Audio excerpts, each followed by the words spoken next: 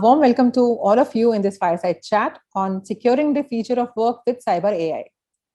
The topic in itself is quite interesting and a relevant one, as we all understand that the future of work remains unpredictable. More than ever before, business leaders need to remain confident that their operations can continue securely in the face of regional or even global crisis. And while sections of the economy remain more uncertain and fragile than ever, cyber attackers are ramping up their campaigns.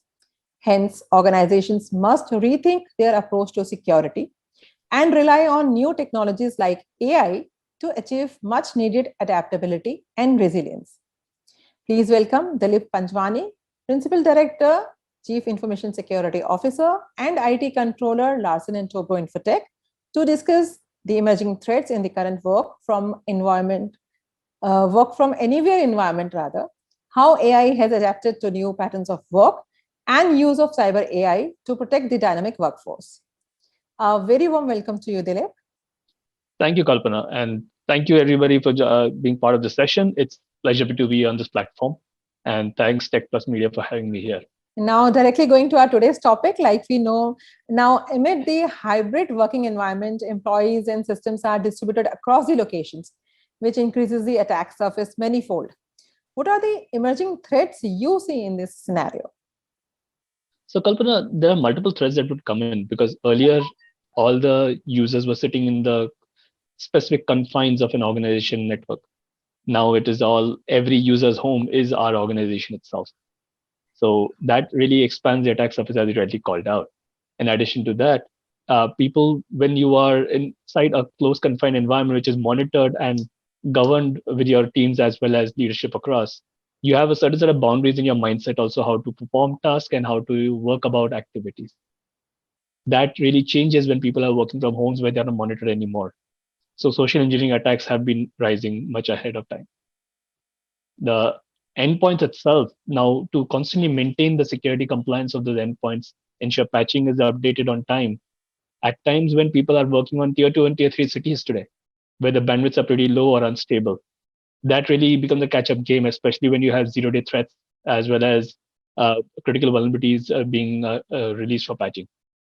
So those aspects are all a catch-up game that we have to look at, and hence organizations now need to look at going more further towards how they would bring in a risk-based, multi-layered control setup to be able to detect and prevent any attacks from happening in the enterprise. Yeah. So how has the new normal impacted the security strategy of your organization? If you can give us a comparison. Well, it has kind of gone exponentially higher. As I said earlier, that when people were sitting inside the offices earlier, it was very much simpler to manage, I would say, a certain aspect. For example, 80% of a user base is inside the office. Hence, you are looking at attacking traffic coming from the outside to inside, which was specific rules you could define in your SIEM or your monitoring controls. Now, everybody is sitting outside. So you do not know how to distinguish the genuine user versus a compromised user versus an attacker. So that is the key difference that adds up. The traffic has to be totally inspected instead of only specific traffic inspections. In addition to that, people are constantly traveling when they are in their comfort of homes. They might be today in their own homes. Tomorrow, they might be in their relative's home. Third day, they might be traveling on a staycation and working from there. And hence, pattern-based recognition or geolocation-based tracking again becomes a challenge to put in rules in place. So static rules do not work anymore. You have to move in for user behavior analytics, which would really help bring in the power of automations and insight-based threat detections.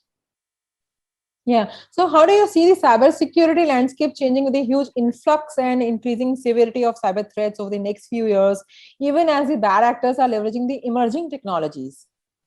So I think bad actors have always been constantly 2 steps ahead, and that has not been anything new. So they've been leveraging automation and machine learning of late way too much in order to be able to find out the prevention techniques that we are deploying and how to go under the radar silently and come inside the network.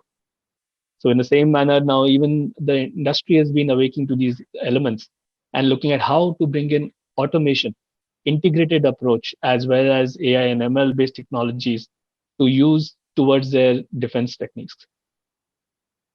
Yeah. So, what are the steps taken by organizations to make the system robust against these kind of advanced cyber attacks?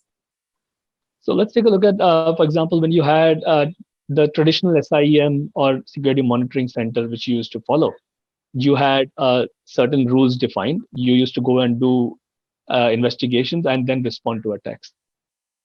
With the current scenarios, the number of attacks have increased, and hence you cannot just keep on increasing your monitoring team size to cater to those events. You need to arrive at much faster way to investigate and faster ways to respond. That's where the power of more automations, more AI based analytics comes into picture to get contextual information back into the threats that you are seeing. So that you know how to weed out the false positives and bring in specifically those attacks which look more genuine and more risky for you. And second side, once you attend and identify an attack coming in which looks more risky from a behavior perspective, how will you put in the automation rules to go and respond to such attacks? For example, putting a block rule temporarily on your firewall, or you want to go ahead and contain that respective network asset of your organization so that it does not talk to the bad actor anymore, or you prevent a site from opening, for example, on your proxy. So those controls get automated so that your mean time to respond to an attack goes faster.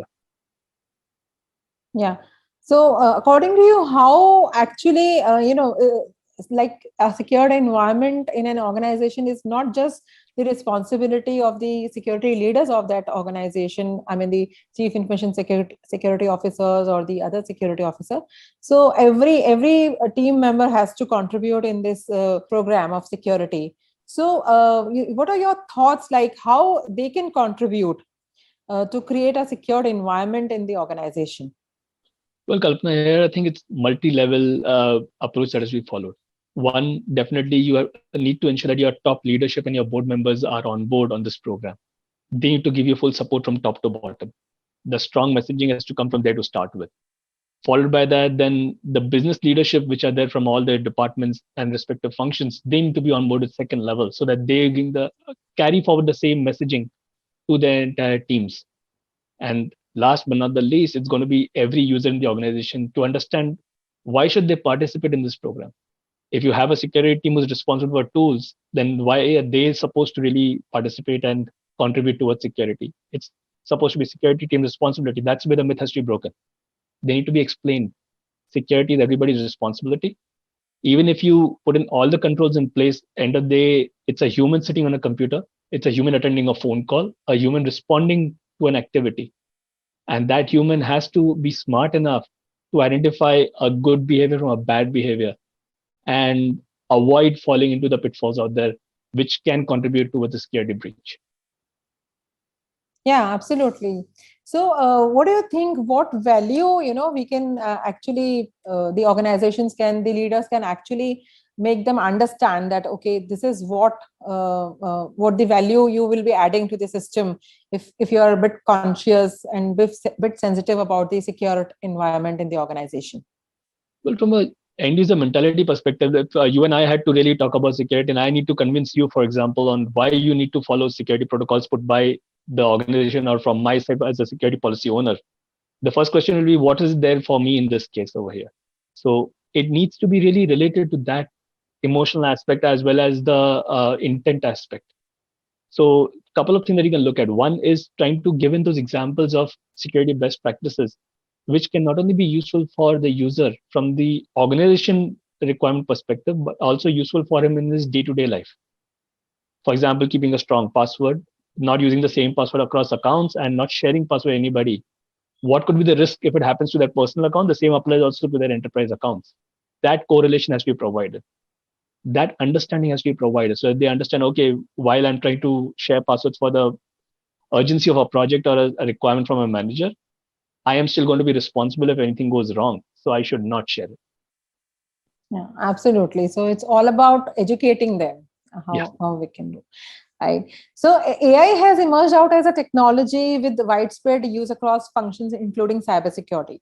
According to you, how promising is AI against the ever-increasing security threats and data breaches? And how effective is cyber AI to protect the dynamic workforce? Well, I think cyber AI has been there for quite some time, and organizations have already started leveraging it in a very big way. For example, the latest tools on we call as EDR, XDR, SIMs, or all those aspects today are covering a lot of AI elements in many of the new age products. Let's say, for example, today you, from an EDR perspective, see so many threats coming in on an endpoint. Now, how does one go and visit and analyze so many threats? So there are AI-based engines with ML algorithms, which first of all study the entire behavior of an endpoint, baseline it, and kind of detect what is a good behavior or normal behavior of a endpoint or a user on a normal basis. If it finds anything beyond that, that's where it finds that, okay, this is an outlier. And that's where your AI has to pick up and start acting on it with some automation rules to take some action against it. Or which could be in form of alerting, could be form of threat hunting, could be going and blocking an asset, for example, from happening anything activity out there. So I think those are elements which would really be on how and what kind of use cases you deploy in AI. It could be for threat hunting over large amount of data across the organization. It could be doing activities with regards to automation based workflows. It could be enriching the current data lake that you have on security event data with context based threat intelligence. Yeah. So that was all about how we can leverage on AI to protect the systems. What about like even the hackers, the attackers, are now taking advantage of AI by identifying patterns of security devices installed on systems. I mean, attackers are using AI in malware to learn network behaviors to avoid detection. So how are the organizations preparing themselves against these impending threats? Where are we on the path towards autonomous capabilities? So I think there would not be a state of autonomous cybersecurity ever, because even the hackers, when they are defining automations and AI and ML towards security attacks, it's not autonomous by themselves. They also define what sequence have to be deployed and how they have to react towards every stage. Those are parts of automations and AI both built in as a combination. So there are self-healing networks that you can define, but again, they depend on what kind of attacks have you envisaged as part of your threat risk assessment at an organization level, and then deployed them towards first a machine learning to baseline the patterns. Second, AI-based actionable defined to understand how do you react to such situations, and then bringing in automation and integration across your IT infrastructure and information security and IT security systems to react to such situations and respond to such attacks. Yeah. So, despite the best security measures, there is a high probability every organization will experience a breach at some point in time. What are your suggestions on a cyber resilient strategy and tips to help CISOs that will help recover from incidents quickly with the minimal possible damage?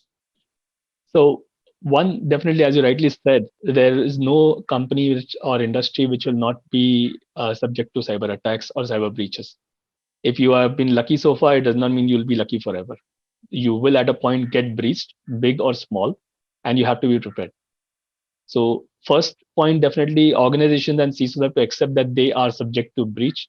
That is the probability which will happen or has already happened and we're not aware of it. And so they have to start working in that direction. Second, management has to be onboarded and trained and made aware of how they play an important role when a cyber breach really happens. So, for example, if today there's a ransomware attack and I have a demand for ransom, and unfortunately I do not have backup, does my management know how to really respond to it? Does my legal team know how will I manage Bitcoin payments if I really had to engage into that aspect? How do I inform my regulators or my customers or my stakeholders about it? Those all aspects have to be covered. So I think the first part on technical standpoint, you should definitely perform some red team assessment and cyber breach assessments at your organization, both from the external attack surface perspective as well as insider threat perspective, to identify your weak areas from people, process, and technology, and then find out how to plug them over a period of time and ensure that you keep on improving over time. The second aspect is ensuring how you behave in such a security incident. Now, consider that you've already been breached. You need to perform tabletop drills at an organization level to see how all the stakeholders within information security, IT, and all other departments and leadership respond to such an attack. And how will they really work towards as a single team to attend and mitigate that incident. All right. Thank you so much for answering that last question. Thanks so much. For more updates from CXO TV, please like and subscribe to our channel.